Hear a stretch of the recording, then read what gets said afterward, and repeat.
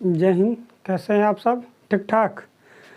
चलिए, तो पिछले क्लास में हम आपको बताए थे पोलिनोमियल्स का डिफिनेशन, है ना, और क्लासिफिकेशन ऑफ पोलिनोमियल और टाइप ऑफ पोलिनोमियल, ठीक है ना। आज हम लोग पढ़ेंगे पोलिनोमियल से रिलेटेड। क्या पढ़ेंगे?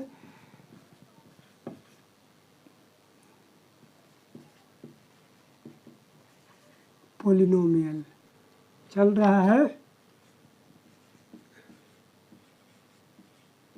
अलजेब्रा, ठीक है ना। अलजेब्रा में क्या है? पोलिनोमियल। तो आज का हम पढ़ेंगे बाबू, पढ़ेंगे हम टर्म्स ऑफ ए पोलिनोमियल।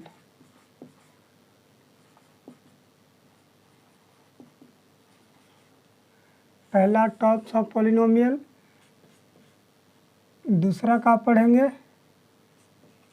दूसरा हम लोग पढ़ेंगे वैल्यू ऑफ द पोलिनोमियल, ठीक ना। और तीसरा हम लोग पढ़ेंगे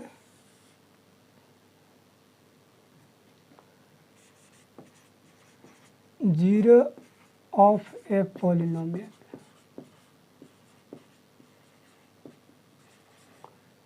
है ना। इसके बाद आपको हम बताएंगे geometry value of a polynomial. ग्राफीय मान या ज्योमेट्री अर्थ कर सकते हैं, ज्यामिति, है ना, और पोलिनोमियल, ये भी आपको बताएंगे। या लिख सकते हैं ग्राफ भी, ग्राफ वैल्यू, ठीक ना। आपको आज हम बताएंगे इतना, ठीक है। टर्म्स ऑफ पोलिनोमियल यानी कि पोलिनोमियल का पद बताएंगे, ठीक है ना। वैल्यू ऑफ यानी पोलिनोमियल बहुपद के मान और बहुपद के शून्यक या शून्य, ठीक है। और ये ज्यामितीय अर्थ ऑफ पोलिनोमियल, बहुपद का ज्यामितीय अर्थ, ठीक है। तो पहला समझते हैं आगे, है ना। पहला है टर्म्स ऑफ ए पोलिनोमियल, ठीक है। क्या है? Terms of a polynomial. अब मान लीजिए, ठीक है ना, यहाँ से चलें। पहला मान लीजिए, क्या है पहला, या इधर से ही चलिए। क्या? बहुपद के पद, टर्म्स ऑफ पॉलिनोमियल, ठीक है ना। यदि अगर मान लेते हैं, मान लिया, लिखिए, मान लिया कि क्या a0 plus a1x plus a2x² plus a3x³ plus dot dot plus an x के पावर n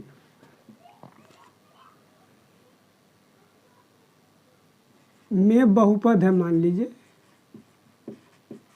बहुपद है, ठीक है ना। अगर ये वाला हमारा total a0 plus a1 plus a2a² plus a3a³ plus dot dot कहाँ तक आना है? an x के पावर n तक, ठीक है ना, में बहुपद है। तो क्या है? a0 ax1 a1x a2x² a3x³ dot dot an x के पावर n, ठीक है ना। बहुपद के पद कहलाते हैं। समझ रहे बात के? ये जो इसको हम अलग अलग कर दिए, ये बहुपद के पद कहलाता है, ठीक है ना। अब मान लीजिए, उदाहरण के लिए ले लीजिए, एग्जाम्पल अगर लेना है, एग्जाम्पल ले लीजिए। यदि x² प्लस 3x प्लस 3 ये जो दिया हुआ है, ये बहुपद मान लीजिए है, तो इसका टर्म्स जो है, पद जो है, यानी कि x² 3x एंड x, ये जो पद है, यानी कि इनकी संख्या कितनी है? संख्या कितना हो जाएगा बबुआ? तो 3 हो जाएगा। 1 2 3 ये टर्म्स है, आपको पीछे भी थोड़ा सा हिंट आपको दिए थे। अब आता है वैल्यू ऑफ पॉलिनोमियल। समझ रहे हैं बात, टर्म्स किसको बोलते हैं, पद किसको बोलते हैं। अब वैल्यू ऑफ क्या आता है, वैल्यू ऑफ द पॉलिनोमियल। ठीक है, यहाँ दूसरा चलते हैं, ठीक है ना, ये वाला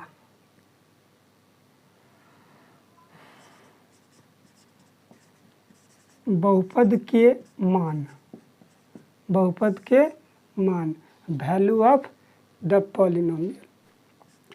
यदि मानते हैं, यदि px, इस तरह से क्यों लिखते हैं बाबू कि पॉलिनोमियल जो यानी बहुपद जो है x चर में है। क्या है, बहुपद जो है x चर में है। यदि px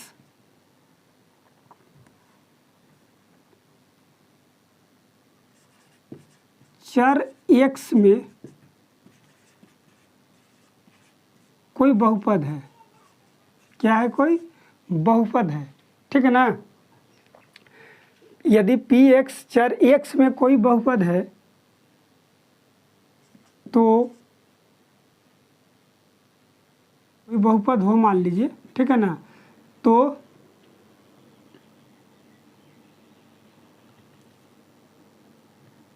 x के जगह अचर a, कोई भी अचर रख सकते हैं, ठीक है ना, 3 4 5 रियल नंबर होना चाहिए, ठीक ना। ये रखने पर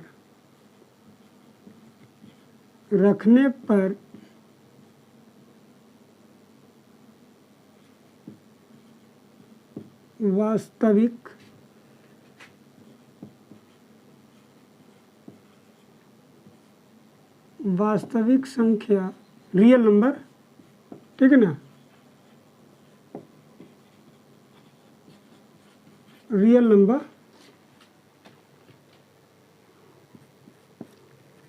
px के x इक्वल टू a पर क्या कहलाता है, मान कहलाता है, वैल्यू कहलाता है।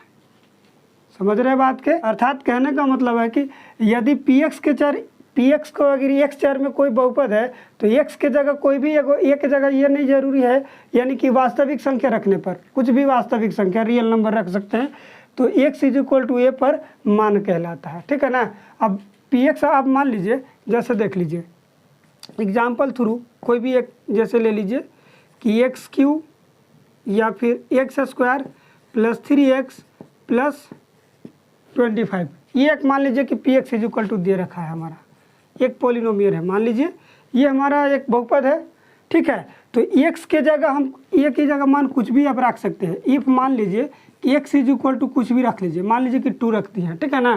तो x इक्वल टू 2 यानी कि ये जो ये है ये रियल नंबर, इसमें जितना भी प्राप्त होगा, इससे रखने पर जो मान प्राप्त होगा वही उसका मान कहलाता है। जो मान लीजिए कि वैल्यू प्राप्त होगा उसको मान कहते हैं। अब मान लीजिए, तो अब यहाँ लिखेंगे p2, x के जगह 2 हमको रखना है तो रख लीजिए, तो 2 का होल स्क्वायर + 3 × 2 लिख लीजिए + 25, ये -25 हो कुछ भी, 4 हो गया, ये हो जाएगा 3 × 2 यानी कि 6, ठीक है, 25 जोड़ लीजिए 35 हो गया, यानी कि P2 जो है ये 35, इसी का ये वैल्यू है, ठीक है ना। वैल्यू कितना है, यही है हमारा 35 जो आया, वैल्यू कहलाता है, मान कहलाता है। समझ रहे बात, एक जगह आपकी मर्जी कुछ भी रख सकते हैं, जो आपको बोलेगा वही रख लीजिए कि ये इक्वल टू फलना चिलना जो भी रख ले, एक्स का वैल्यू कुछ भी दे रखता है, ठीक है ना, यानी कि रियल नंबर। समझ रहे बाद में, बहुपद x के चर, x चर में कोई बहुपद है तो x के जगह ये रखने पर, अचर कोई पद रखना है, कोई मान रखना है, ये वैल्यू रख लीजिए, उससे जो प्राप्त होगा उसी का वो क्या बोलते हैं, क्या उसको बोलते हैं, मान कहलाता है, ठीक है। जिससे लिख सकते हैं, जिसे PA द्वारा डिनोट किया जाता है, डिनोट यानी सूचित किया जाता है, PA। समझ रहे बात के। अब आता है, समझ गए, अब आता है जीरो ऑफ पॉलिनोमियल। तीसरा हमारा थर्ड जो है यहाँ लिखते हैं, थर्ड है क्या,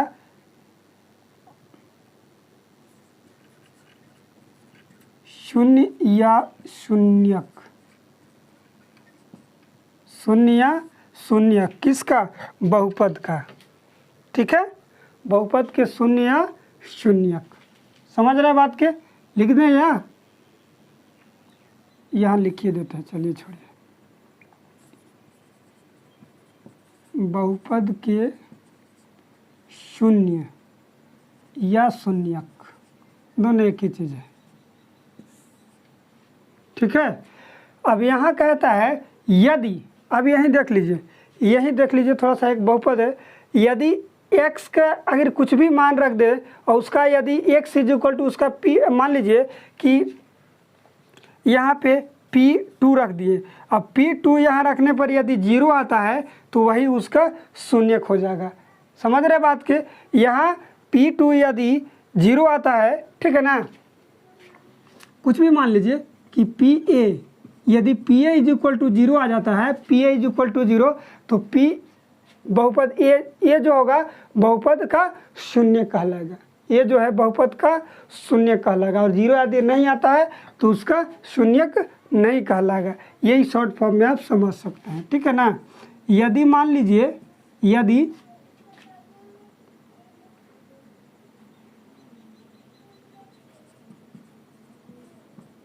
कोई बहुपद px का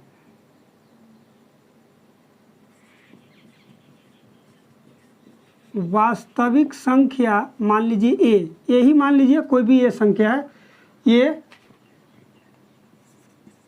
ये जो है बहुपद का शून्यक, शून्यक या शून्य कहलाता है यदि, ये वाला, यदि P A is equal to 0 हो। P A is equal to क्या हो जाना चाहिए? 0। यदि कोई बहुपद पी एक्स का वास्तविक संख्या ए बहुपद का शून्य कहलाता है यदि P A is equal to 0 होगा। समझ रहे हैं बात की?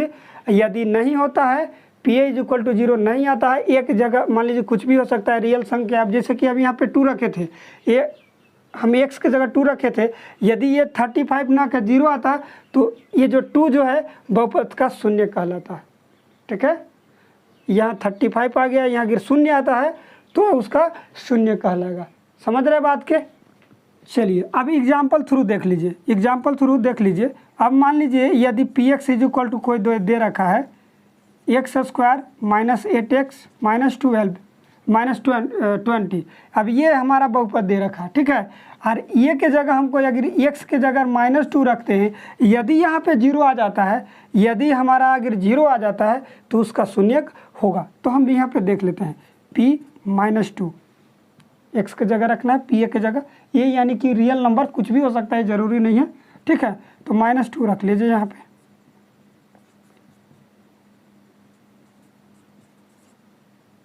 ये 2 दूना 4 हो जाएगा, ये हो जाएगा कितना 8 दूना 16 और 20, ये दोनों जोड़ लीजिए, 16 4 20 हो जाएगा 20 इज इक्वल टू कितना 20 में से 20 जाएगा 0। चूँकि लिख लीजिएगा p -2 इज इक्वल टू 0 है। ठीक है ना, इसीलिए -2 जो है px का हो जाएगा शून्यक है, शून्यक है कहेंगे। यदि 0 नहीं आता तो शून्यक नहीं कहेंगे। यही तो था, पहला था कि टर्म्स ऑफ पॉलिनोमियल। अगर मान लेते हैं ये दे रखा है, अगर बहुपद है, ये हमारा बहुपद दे रखा है, तो उसमें जितना भी पद है, जितना भी संख्या दे रखा है वो उसका पद कहलाता है। समझ रहे बात के? अब एग्जाम्पल थ्रू हमने ये x² + 3x + 3 रखा था, तो ये जो अलग अलग पद है, ये जी x², 3x और 3, ये जो है उसका पद कहलाता है। उसकी पदों की संख्या कितनी है? 3 है। समझ रहे बात के? और दूसरा में था या वैल्यू ऑफ पॉलिनोमियल। अब मान लीजिए यदि px x चर में कोई अगर बहुपद है तो x के जगह a रखने पर, कोई भी एक रियल नंबर रख लीजिए, ठीक है ना, रियल नंबर, तो x जगह x is equal to a पर मान कहलाता है। ठीक है ना, जिसे p a द्वारा डिनोट किया